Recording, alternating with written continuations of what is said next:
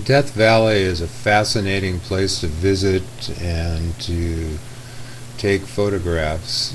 John Clark, a friend of mine, and I decided in May several years ago that it would be a good time to go down to Death Valley and check it out. John had been many times before, but the one area that he'd never gone to before and had always heard about and had seen some photos was the Racetrack area in Death Valley.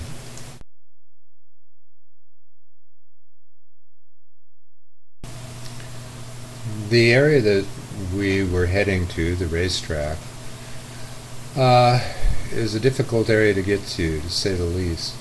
The nearest gasoline and overnight lodging is at Furnace Creek, which is in the lower right-hand corner of this image. Furnace Creek has a campground, has a grocery store, has a restaurant, has motel rooms. So it's a good spot to plan on going to and spending the night before you head out the next day, as John and I did. From Furnace Creek, you drive about 45 miles to the Grapevine intersection, which is at the top of this image. From that point on, you're on a variety of roads, from gravel, not so bad, to really, really bad, horrible, rutted road. You really need to have a four-wheel drive vehicle with high clearance, and this is probably one of the biggest reasons that this is one of the least photographed areas in Death Valley. However, I find it to be one of the most fascinating.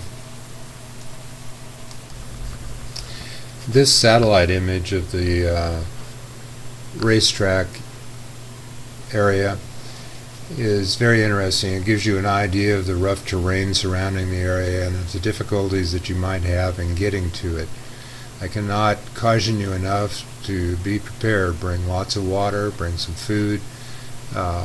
With the drive in there of about 38 miles, figuring 3 miles an hour, it could take you 4 hours to drive there, and then of course another 4 hours to come back out.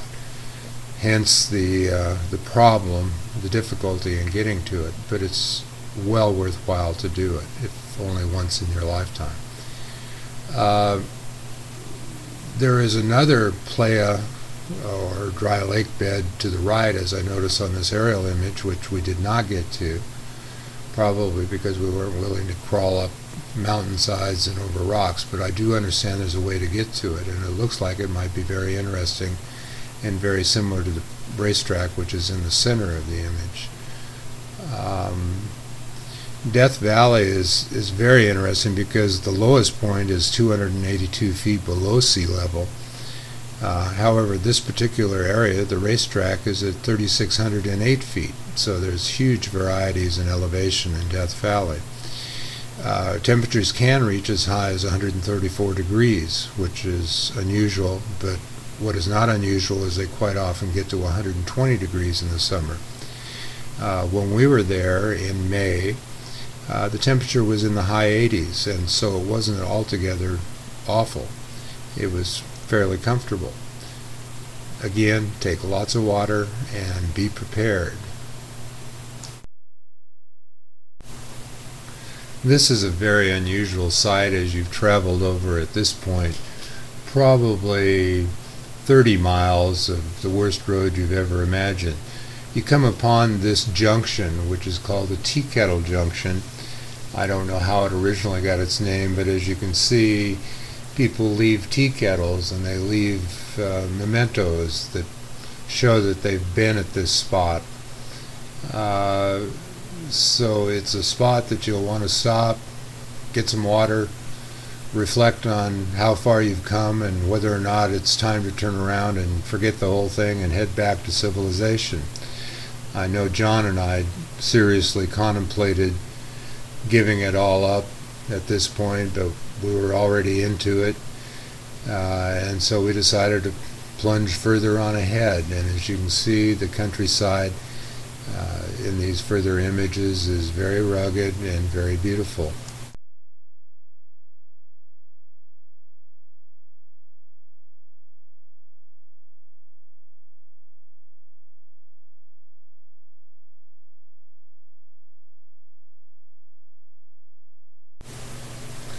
Don't let this image of a fairly nicely paved gravel road mislead you. These are few and far between, but as we got closer to the racetrack, this road had been upgraded a bit, which was pleasant. We were now three and a half hours into our drive into the racetrack, and the next images that come up is an image of the grandstand, which is in the center of the image, kind of a dark area, which is really a rock outcropping that's probably 150 feet high or so, and probably, well, maybe a quarter of a mile long. It's huge, but it doesn't give you that impression from this image. But here we stopped and took pictures of this image, all excited about our next little drive.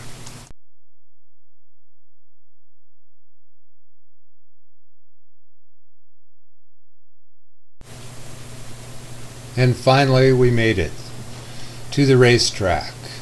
It was in our sights, and we stopped at the parking area and looked over the beautiful dry lake bed, the beautiful sky. The weather was perfect, the temperature wasn't bad, and you could imagine our amazing disappointment when we looked over it and said, is this all there is? We couldn't see a single rock or a single track in the mud anywhere. And we were thinking, oh wow, we've driven all this distance for this. But then we were pleasantly surprised as we started walking across an area. Probably had to walk 1/8 of a mile before we even began to get a glimpse of the rocks on the ground. Not a soul in sight, not a car for miles and miles. But here we were finally walking across this dry lake bed, and here is our first rock, our first trail. It was gorgeous, it was beautiful. Truly amazed. And off in the distance we could see other rocks, so that we knew that there were other opportunities for taking pictures. And so we immediately stopped at this one, of course, to get the image, to capture the beauty and the wonder of it all.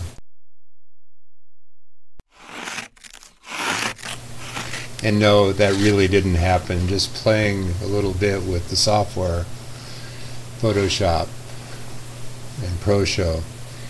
But anyway, as you can see, John set up, we're taking pictures. The thing to remember in the racetrack is that you want to bring a tripod. It's very important because you're going to be shooting a wide angle lens, as wide as you can get. Wide angle zoom would be perfect. And plan on lots of depth of field, so you're going to be stopping down. It is bright there most of the time, so you can get a good high f-stop, great depth of field, and just shoot the heck out of it. The patterns are truly amazing, as you can see going on into these images. The theory is that this lake bed fills with 2 or 3 inches of water, and at times it gets below freezing, and the rocks are picked up in the ice, an ice sheet, and are shifted around by the wind. And if you think of this theory, you can see how it can happen. Scooting over mud, making that impression, and then thawing out and drying up again. You begin to wonder in some of these patterns that it seems like they crisscross. A rock will change directions. A rock will disappear. It won't even be there any longer at the end of a trail, and it's very puzzling. But if you think about the ice sheet layer, picking up a rock, moving it, and nature at work with water and wind, it's just a fascinating place.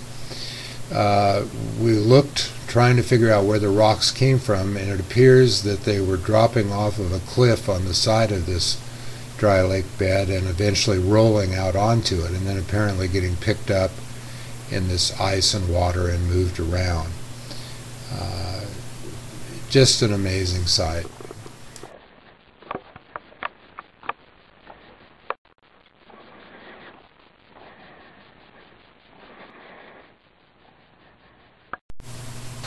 And on your way out, be sure and stop often, drink plenty of water. Stop and take pictures of the cactus and the plants. They're hard to spot sometimes, but it's worth to slow down and take a look around you and realize that you're in the middle of nowhere, and the only sign of civilization is occasionally a jet trail in the sky above you.